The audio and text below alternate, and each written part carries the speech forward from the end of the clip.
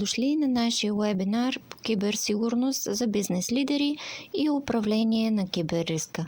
След като сте с нас днес, разбирате колко важна е киберсигурността и управлението на риска за вашия бизнес.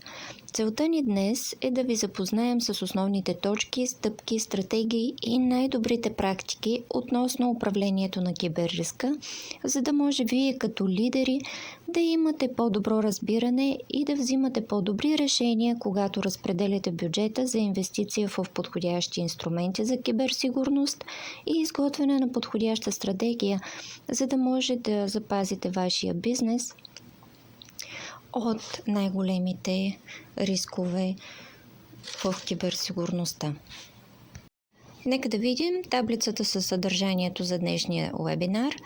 Днешните водещи киберрискове, потенциални въздействия на киберинциденти, какво е корпоративно управление на риска, ключови компоненти за толерантността към риска, какво е управление на киберриска, ключови характеристики на стратегиите за управление на киберриска, как управлението на кибернетичния риск се различава от другите подходи, ползи от програма за управление на киберриска, внедряване на програма за управление на киберриска и най-добри практики за управление на киберриска. Сега нека да разгледаме днешните топ киберрискове. Фишинг атаки, обикновено изпращане с фишинг имейли, които целят да свалите файл с зловреден софтуер или да кликнете на линк, в който да споделите своите лични данни, като например юзернейм или парола за достъп до вашите банкови сметки или до банковите сметки на вашия бизнес. Ransomware атаки, които обикновено измамниците се опитват да получат откуп, за да върнат достъпа до вашите данни. Нарушения на данните, вътрешни заплахи, уязвимости на веригата за доставки, атаки чрез социално инженерство, в които измамниците се опитват, използвайки вашите емоции, да провокират и манипулират определени действия от страна на своята жертва. И следващите са така наречени DDoS атаки или отказ от услуги, които ще направят вашия сайт недостъпен за вашите клиенти. Потенциалните въздействия и последствия на тези киберинциденти могат да бъдат финансова загуба, увреждане на репутацията, смущения в бизнеса и съответно закъснение и престой, правни задължения, прекъсвания на веригата за доставки, загуба на конкурентно предимство, ако измамниците успеят да се снабдят с ваша поверителна информация, която има икономическа стойност. Какво е управление на риска? Структурирана рамка за управление на риска, идентифициране, оценяване и приоритизиране на рисковете, обхваща различни критични области и това е разбиране на толерантността на организацията към риска. Нека да видим ролята на толерантността към риска в управлението на киберриска и ключовите компоненти от нея. Толерантността към риска е основен аспект на корпоративното управление на риска. Той служи като ръководен принцип, оформяйки поведението на вашата организация за поемане на риск, влияйки върху вземането на решения и предоставяйки рамка за постигане на целите, като същевременно поддържа приемливо ниво на риск. Ключовите компоненти на толерантността към риска са готовност за поемане на риск. Толерантността към риска в управлението на киберриска е свързана с готовността на вашата организация да приеме изчислени рискове, като признае, че не всички рискове могат да бъдат елиминирани. Той оформя способността на вашата организация да прави иновации и да се възползва от възможностите, като същевременно поддържа приемливо ниво на риск за сигурността. Следващия компонент е способност за поемане на загуби. Този компонент на толерантността към риска оценява финансовата устойчивост на вашата организация. Става дума за наличието на финансов буфер за поемане на загуби, без да застрашава основните ви операции, гарантирайки, че можете да се възстановите от инциденти с сигурността без сериозно прекъсване. Следващия компонент е отчитане на стратегически цели и дългосрочни цели. Толерантността към киберриска трябва да е в хармония с вашите стратегически цели и дългосрочни цели. Той гарантира, че поведението ви при поемане на риск е в съответствие с по-широката мисия на вашата организация, избягвайки действия, които биха могли да подкопаят стратегическата ви посока. Съображения за съответствие и нормативни изисквания. Спазването на изискванията за съответствие и регулаторните изисквания е съществен аспект на толерантността към риска. Това означава разбиране на правната и регулаторната среда и гарантиране, че вашата стратегия за управление на риска се придържа към тези стандарти, намалявайки риска от правни последствия. Посрещане на очакванията на клиентите и заинтересованите страни. Критична част от толерантността към риска е разбирането и удовлетворяването на очакванията на вашите клиенти и заинтересовани страни. Това включва поддържане на доверието и увереността на тези групи, като демонстрирате, че приоритизирате техните интереси и сигурност на данните във вашия подход за управление на риска. Какво е киберриск управление? Нарича се още управление на риска в киберсигурността. Част от цялостното управление на риска помага за идентифициране и справяне с цифрови заплахи. Фокусира се върху защитата на данните и системите. Пази вашия бизнес защитен от кибератаки.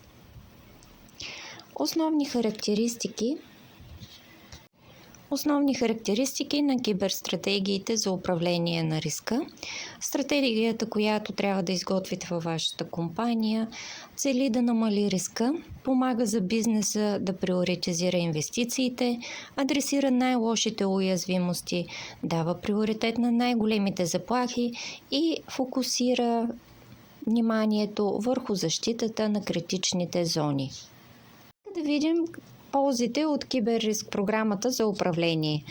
Проактивното идентифициране на риска повишава сигурността. Холистичният поглед обхваща хора, процеси и технологии. Приоритизирането означава ефективно използване на ресурсите. Подобрена възвръщаемост на инвестициите в усилията за киберсигурност, съвпада с по-широките бизнес цели, непрекъснато наблюдение за адаптация, атрактивни кандидати за киберзастраховане. Отговаря на стандартите за регулаторно съответствие. Прилагането на добре обмислена стратегия за управление на киберриска може значително да намали общите рискове и да укрепи вашата киберзащита. За да разберете дълбокото въздействие на този подход,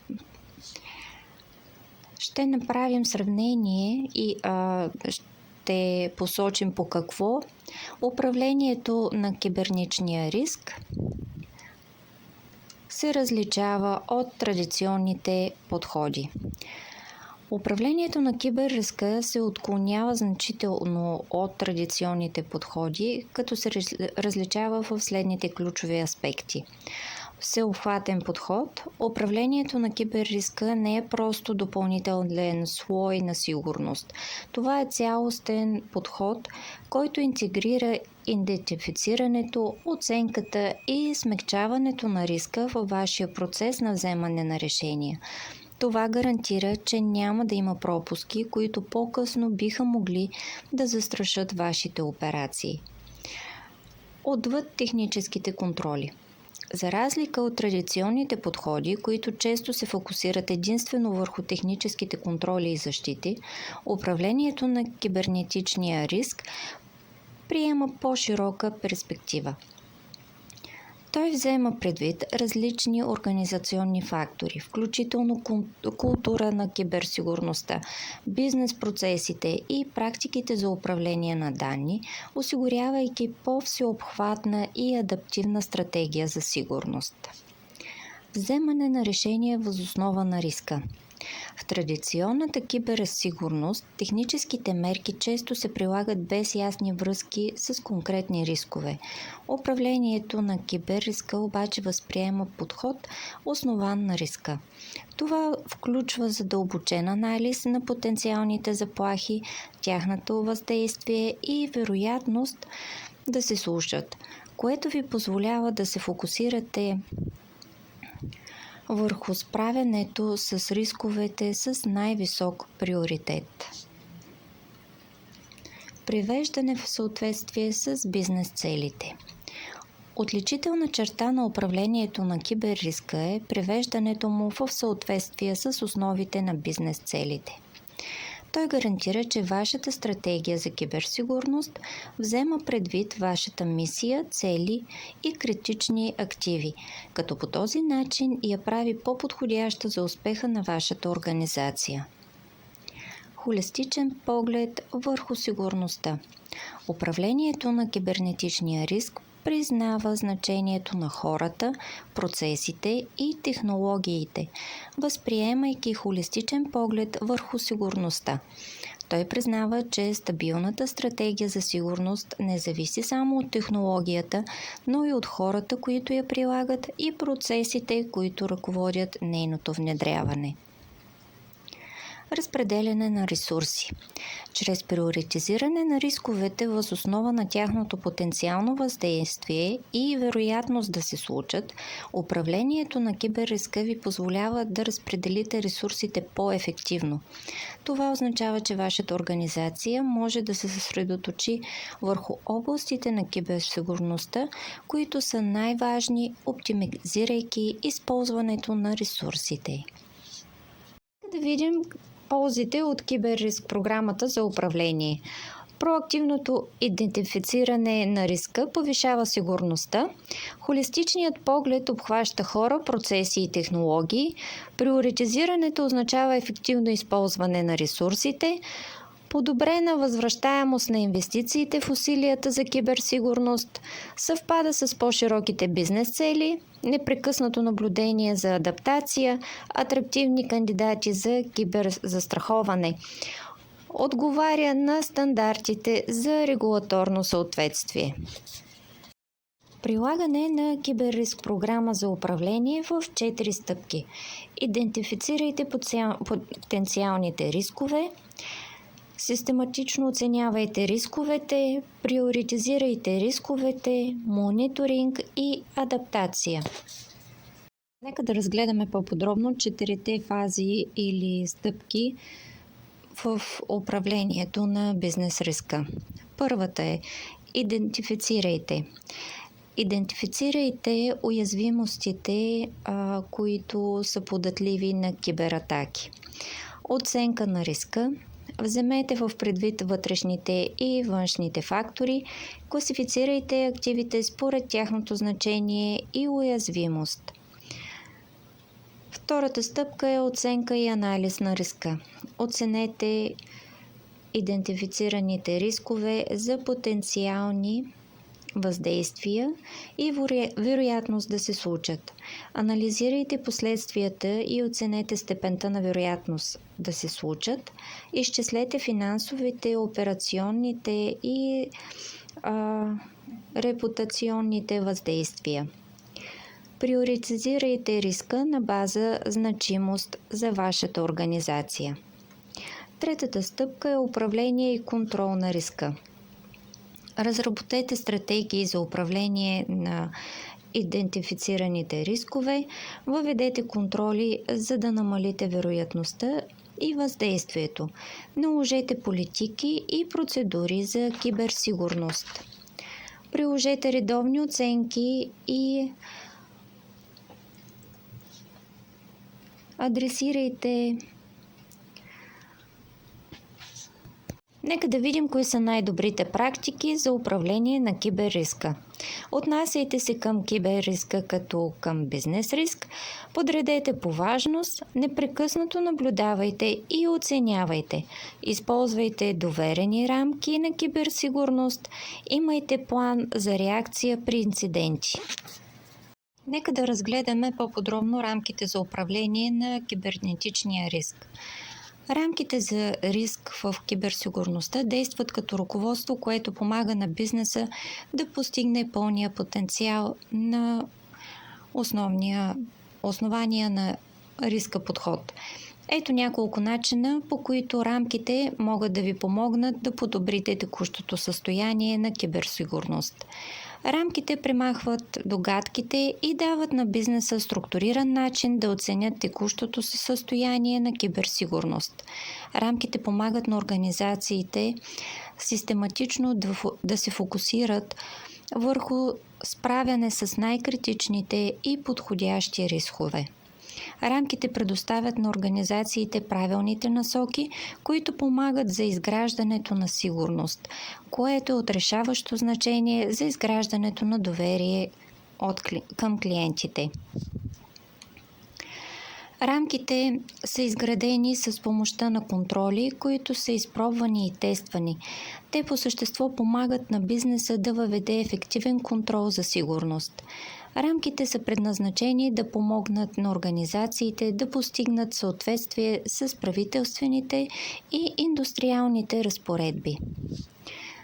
НИСТ рамка за киберсигурност. Рамката за киберсигурност на Националния институт за стандарти и технологии на Съединените щати е популярна, лесна за използване рамка, която дава възможност на бизнес лидери като вас да повишат организационната киберсигурност. Гледайте на него като на ценен инструмент, създаден от топ експерти по сигурността, за да ви помогне да защитите своите цифрови активи. Ето как НИСТ поддържа базиран на риска подход. Помага ви да разберете риска, като идентифицирате какво е най-ценно за вас. Това ви дава добра представа за хора, процеси, технологии, информация и други критични за бизнеса аспекти, които трябва да бъдат защитени от заплахи, за да може вашия бизнес да работи успешно. Помага ви да приоритизирате рисковете си въз основа на тяхното въздействие върху вашия бизнес.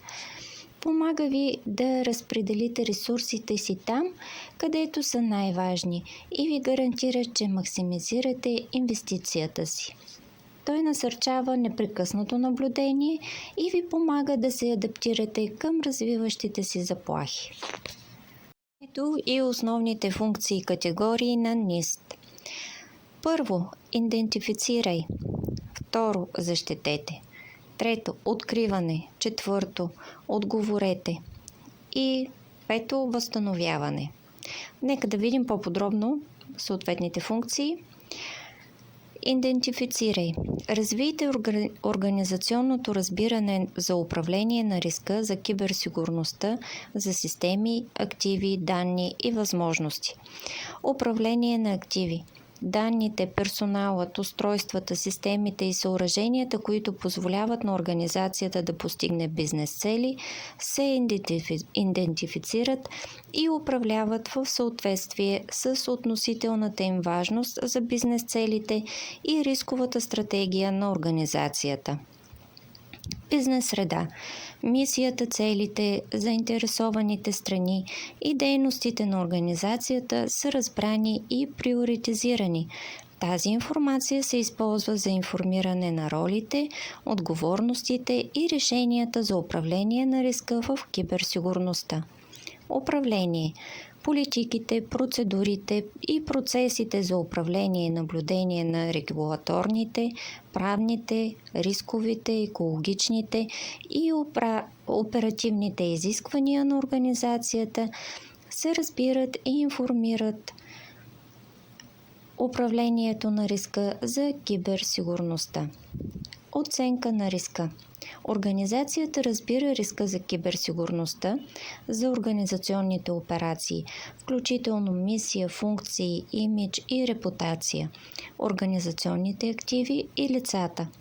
Стратегия за управление на риска.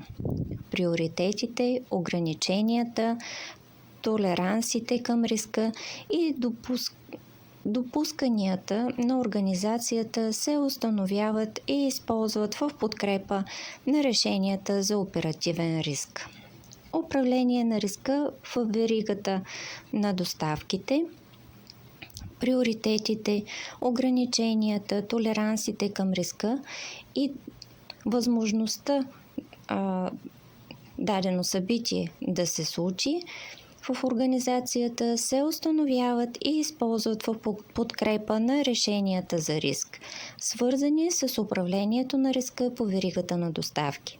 Организацията има въведени процеси за идентифициране, оценка и управление на рисковете по веригата на доставки. Следващата функция е защита. Разработете и приложете подходящите предпазни мерки, за да гарантирате предоставянето на критични инфраструктурни услуги. Контрол на достъпа. Достъп до активи и свързани съоръжения е ограничен до оторизирани потребители, процеси и устройства, както и до оторизирани дейности и транзакции. Осведоменост и обучение. Персоналът и партньорите на организацията получават обучение за осведоменост относно киберсигурността и са адекватно обучени да изпълняват своите задължения и отговорности, свързани с информационната сигурност в съответствие с съответните политики, процедури и споразумения. Сигурност на данните. Информацията и записите се управляват в съответствие с рисковата стратегия на организацията за защита на поверителността, целостта и достъпността на информацията. Процеси и процедури за защита на информацията, политики за сигурност, които се отнасят до цел, обхват, роли, отговорности, ангажимент на управление и координация между организационните единици. Процеси и процедури се поддържат и използват за управление на защитата на информационните системи и активи. Поддръжка. Поддръжката и ремонтите на компонентите на промишлената контролна и информационна система се извършват в съответствие с политиките и процедурите. Защитна технология. Техническите решения за сигурност се управляват, за да се гарантира сигурността и устойчивостта на системите и активите в съответствие с свързаните политики, процедури и споразумения. Откриване. Разработете и приложете подходящи дейности за идентифициране на възникването на събитие за киберсигурност. Аномалии и събития. Аномалиите се откриват своевременно и потенциалното въздействие на събитията се разбира. Непрекъснато наблюдение на сигурността. Информационната система и активите се наблюдават на отделни интервали, за да се идентифицира събитие в киберсигурността и да се провери ефективността на защитните мерки. Процеси на откриване. Процесите и процедурите за откриване се поддържат и тестват, за да се осигури навременна и адекватна информираност за аномални събития. Отговор. Разработете и приложете подходящи дейности за предприемане на действия по отношение на открит инцидент в киберсигурността. Планиране на реакцията. Процесите и процедурите за реакция се изпълняват и поддържат, за да се осигури навременен отговор на открити събития, свързани с киберсигурността. Комуникация. Дейностите за реагиране се координират с вътрешни и външни заинтересовани страни според случая, за да включват външна подкрепа от правоприлагащите органи. Анализ. Анализът се провежда, за да се осигури адекватен отговор и да се подпомогнат дейностите по възстановяване. Смекчаване. Дейностите се извършват, за да се предотврати разширяването на дадено събитие, да се смекчат последствията от него и да се изкорени инцидентът. Подобрения. Организационните дейности за реагиране са подобрени чрез включване на поуките, извлечени от настоящи и предишни дейности за откриване или реагиране на киберинциденти. Възстановяване.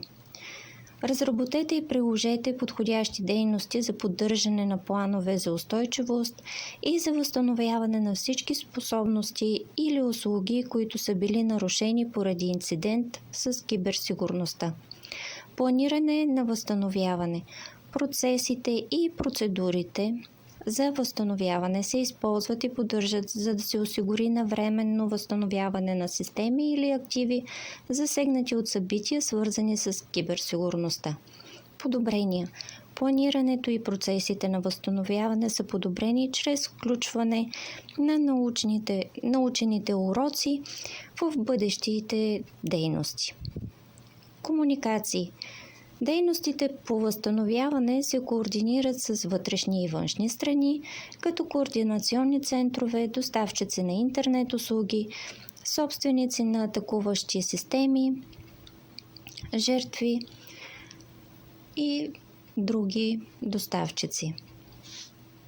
Допълнение към информационните препратки в ядрото на рамката, NIST също поддържа онлайн база данни с информационни препратки.